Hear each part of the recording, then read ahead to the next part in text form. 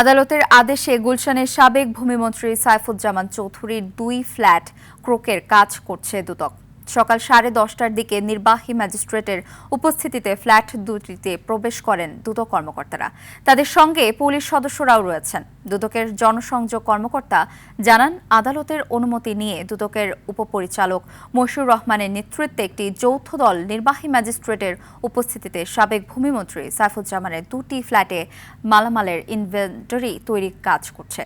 গুলশানের 66 নম্বর সড়কের north West B ব্লকের 11 নম্বর প্লটে এই 7 নম্বর ফ্ল্যাটের আয়তন 3,747 বর্গফুট আর B7 নম্বর ফ্ল্যাটের আয়তন 3,832 বর্গফুট। তবে ফ্ল্যাট দুটি তালাবদ্ধ থাকায় রিসিভার সেখানে প্রবেশ করতে পারছিলেন না।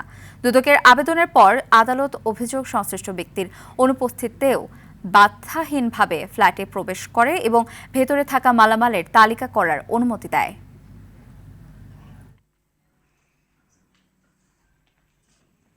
সব অ্যাঙ্গেল থেকে